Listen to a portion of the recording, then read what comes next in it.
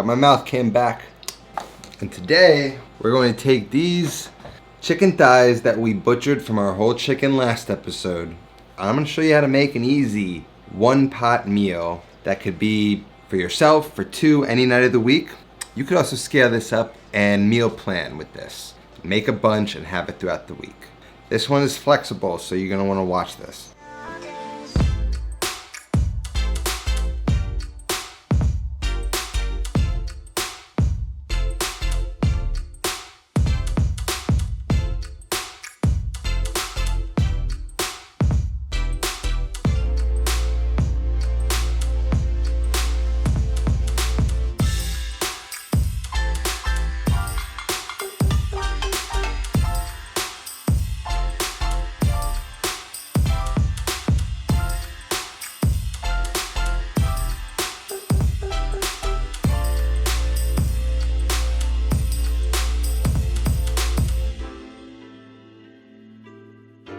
So I've got my chicken thighs here. The legs I actually cooked as a little snack. I have the carcass in the fridge. I made crispy chicken breasts for one night for dinner with my kale salad, which we'll cover another time, but this is an interesting dish I find. I made it up one night random when I had chicken thighs and a few mushrooms and some green beans laying around. I believe it was after Thanksgiving, so I had some really delicious, flavorful broth left over, and I just put this really quick meal together. I'm gonna make this all for like one or two people in a little skillet like this. But if you really want to meal plan it, you can just sear the chicken breasts in the pan. Then you can cook a whole bunch of the vegetables in a big thing like this and throw the chicken breasts on top. The key to cooking these is to taking them to a point where they sort of become pull apart. So we're taking them to fork tender. If you cook these to just like 165 degrees, which is the temperature that will make chicken cooked safe to eat, this is gonna taste like rubber. It's gonna be tough, it's gonna be chewy. And even though it's cooked fully through, it's not as good as it's gonna be if you keep cooking it past that temperature, all the way up to like 190 to 200 degrees, or when a fork can just really easily push through the meat. And then we can easily take the bone out, and what we're gonna have is insanely crispy skin on the outside and really juicy pull apart meat below that. And we've had this in the fridge uncovered, so that skin's been drying out, and it's also been sitting in salt for a day. So we don't have to season this at all. This should be fully seasoned all the way through, and that skin is nice and dried out, so we should get really crispy skin. So at the end of it, we're gonna have these beautifully crispy, perfectly cooked chicken thighs on a bed of roasted mushrooms and green beans, all bathed in this beautiful reduction of a broth and butter. It's a beautiful meal. It's a restaurant quality meal. It's something you can put together really easily, really cheaply. And if you're smart, you can meal prep this and have this for many days in the week. Just buy a whole bunch of chicken thighs, buy great amounts of mushrooms and green beans, or you can switch out different vegetables. And then just make a huge batch of this and reheat it, and it's gonna be really good. This is something that will actually be good a day or two later, so it's a perfect meal. I don't really do a lot of actual meals, so I'm hoping a lot of you find value in this. This one might require a plate. We'll see. Let's just jump right into it. So like I said, we have about a pound of mushrooms, and you know, there's a little dirt on them, but I'm lazy, like I say. I'm just not gonna clean them, to be honest. I'm fine with it. If you wanna clean them, go ahead. If they're crazy dirty, then yeah, maybe clean them, but a little dirt's actually pretty good for you. So what I like to do, again, this is about a pound. I'm just gonna go through and trim up these, and I'm gonna save these for stock. So save those stems. You know, not all the way, just a little bit of that dry tip, take it off. Like this, you know, just give it a little bit of a new edge like that. That's all.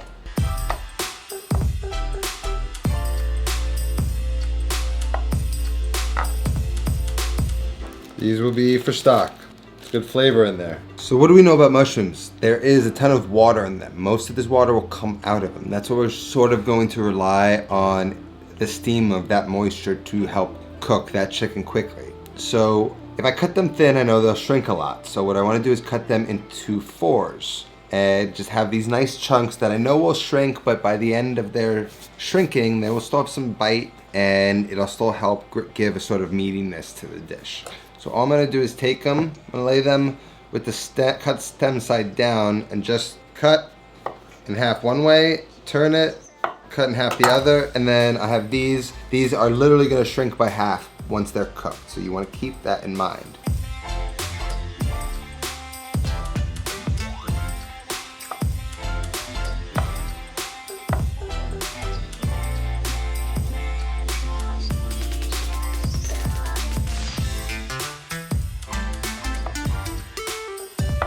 Now when I made this in the past, I just used cremini. So I'm using these shiitakes, just a few of these shiitakes now. So now I'm gonna think about the shape I wanna cut these. And I don't know, maybe I'm gonna cut them into 4s too. Let's see what I like about that. Maybe what I'll do is I'll cut it in half and then cut each half into 3s to try and match this shape a little better.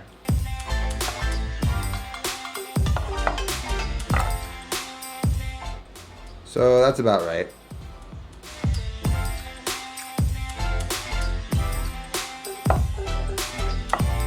So I've got my mushrooms cut, all about the same size, and these, remember, are gonna shrink significantly, especially roasting in the oven, and we want that. Now I got these green beans. This is about 1/2 pound of green beans.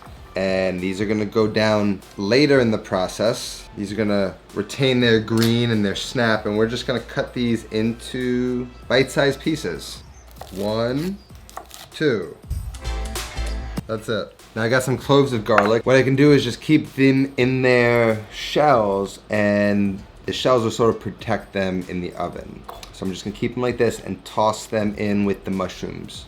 We got some thyme here, so I just kinda wanna pick some thyme straight into a bowl, and we're gonna cook our mushrooms in some thyme to add a little extra flavor. We've got our thyme here.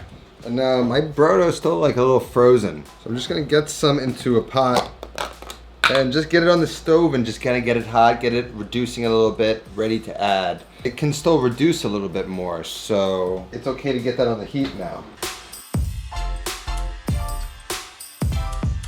You can tell it's like frozen gelatin. This is gonna be perfect. It's gonna make a really amazing sauce. This is why we like having our own, because we can make really good stuff with it. So I'm gonna get this on the stove, get it cooking. So we've got our green beans and we've got our mushrooms, we got our garlic, and we've got our thyme. We're gonna sear this in the pan. We're gonna get that pan nice and hot. We're gonna give it a few minutes to heat up so that it's properly hot. It should kind of sizzle really intensely when we add this chicken to the pan. We're gonna add it skin side down, and we're gonna let that sit there for a good few minutes. We're gonna start to wait till we can develop color around the edges, like a nice golden brown. And that's gonna tell us that we're doing a good job browning this thing. So once we start to see that color around the edges, we're gonna pop it into a 450-degree oven that's been preheating. And we're gonna keep it on that skin side down and really let it firm up and create a really crispy skin that's gonna be ridiculously delicious at the end. And we're not really gonna flip it over until we know that skin is crispy, and then we get these mushrooms in the pan to sort of lift the chicken above the pan. And then that skin's gonna be on the top, and the convection heat of the oven is gonna be what continues to crisp it up. At the same time these mushrooms are gonna be cooking, they're gonna be releasing moisture, helping finish cook the chicken. And then once the moisture is done, we're gonna add our green beans, let these roast a little bit, and then sort of deglaze with the brodo, finish with butter. The recipe is going to be down on my website as always. The link's gonna be in the description. Let's just get right into it. Get that pan on medium-high heat and let it preheat pretty well.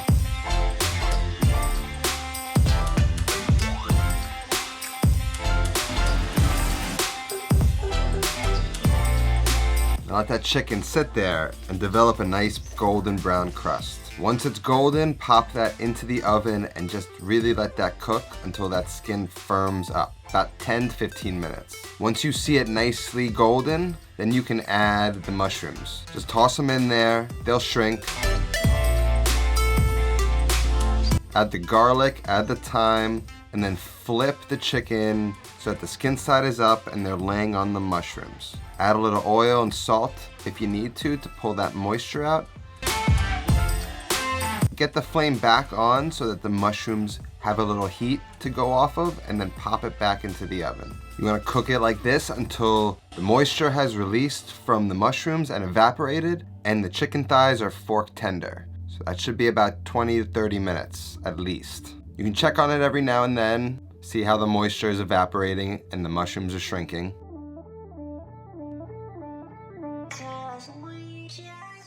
Once it's fork tender, or the internal temp is around 200, get those chicken thighs out of the pan and let them rest. Then you can pop that garlic out of their shells and then add the green beans. Season, and then get that pan back onto the heat.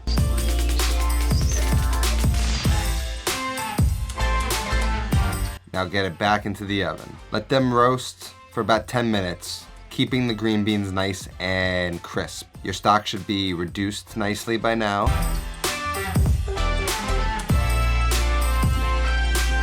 Get the pan back on the heat.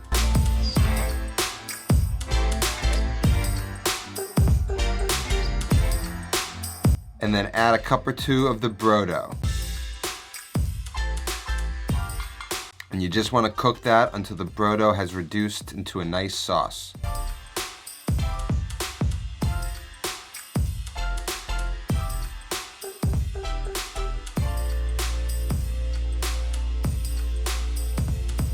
Once the consistency is where you want it, turn the heat off, add some cold butter, and mix that in until it's melted. At that point, you should have a beautiful sauce.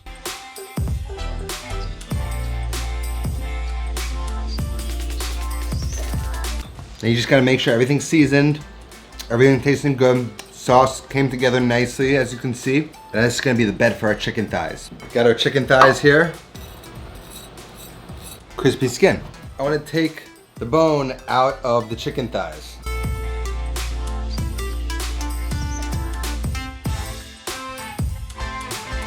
Now I've just got some baby microgreens. I'm gonna garnish the top with that. And I'm gonna put it together on a plate because I have a full meal here. Let's just see what it looks like on a plate.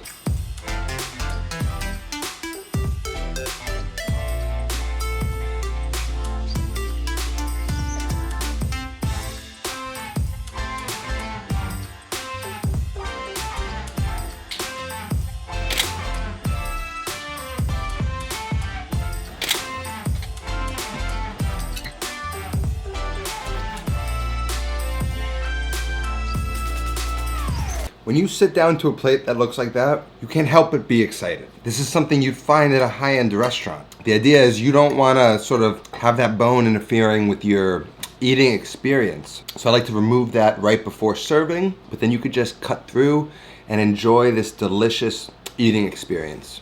It's a great, well-rounded meal without any carbs, if that's something you're looking for. I guess it's keto. If you can kind of envision how you would make this, if you were meal planning, sear off those chicken skins until they get nice and brown, and then get some mushrooms in a pan and start roasting them with the chicken on top. Cook it until the chicken's done, throw some of the green beans in there, and then finish with the brodo the same way, with the broth. Have it like reduce till it sort of glazes up, and then you finish with butter. Such a good meal. The chicken thighs are just so forgiving. We cook the hell out of them and they're perfect. They're juicy, they're tender, it's how you want them. So a lot of you have been asking for me for like meals and meal prep ideas and stuff like that. Hopefully this works for you guys.